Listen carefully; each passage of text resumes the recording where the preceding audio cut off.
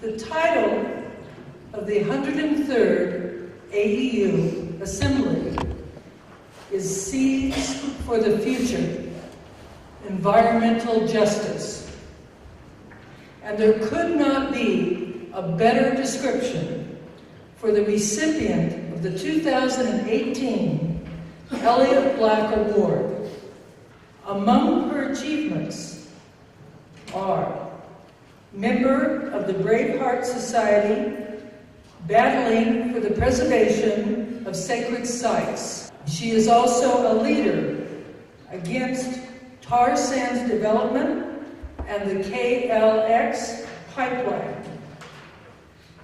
She is a delegate for the Treaty Committee NGO of United Nations, a featured speaker and supporter at the World Peace and Prayer Day, an elder leader in protesting Standing Rock. So let me present our 2018 Elliott-Black Award winner, Faith Spotted Eagle.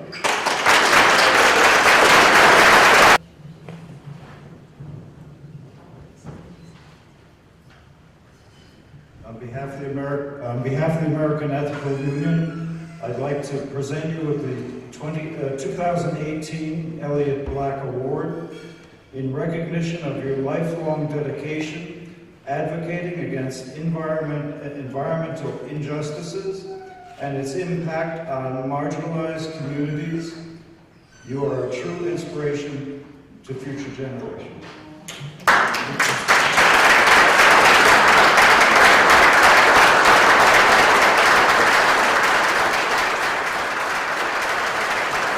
I don't even know where to start, but I am 70 years old, so I'm sure I'll think of something. I was born into the fight for the water, and I'm not comfortable with the name water protector. I think that's for the younger people. But I was a year and a half when they, like the speaker at lunch today, that beautiful activist that we had, the gentleman, they came in an act of environmental racism, they took my community. And every one of the 6 main stem dams on the Missouri River was located in a Native community.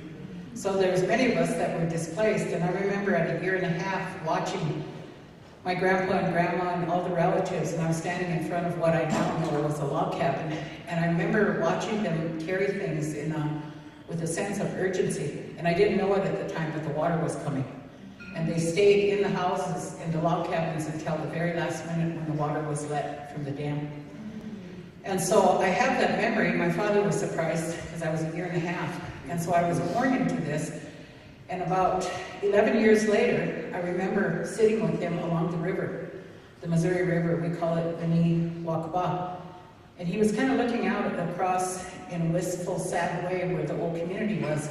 And he looked at me and he said, "My girl, someday you're going to have to do something about that."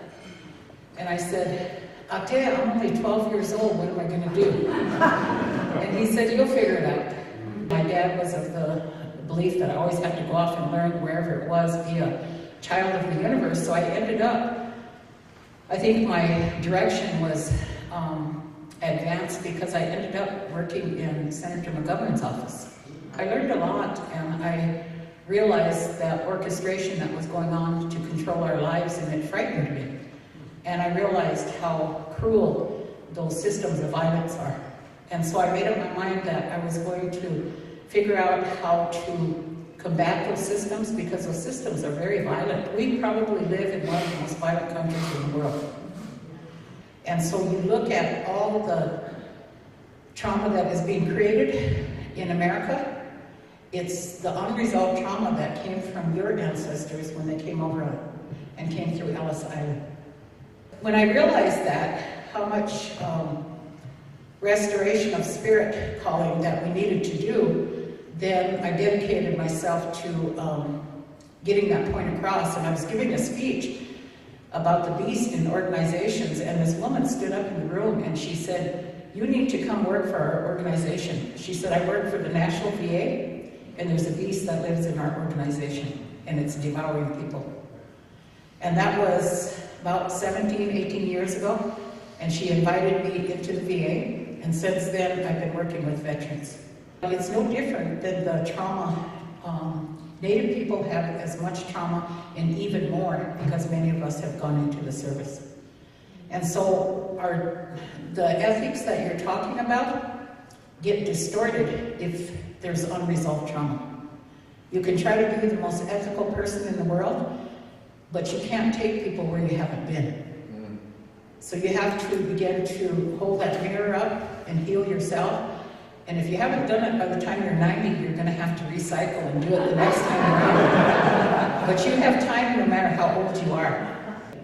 And so there's a great relearning that's going on across Indian country. Our young people are having to catch up. And at the same time, our environment is being destroyed. But the thing that we really, really, really need is real strong allies. I just really admire the type of work that you're doing, and I do notice that a lot of you are grandpas and grandmas in here, and I think you need to get to work on those grandchildren to fill in your spot, because I have about 20 or 30 lined up to do the job that I'm doing now. So I just want to leave you with those words and appreciation and thank you, and I can't believe I'm standing here.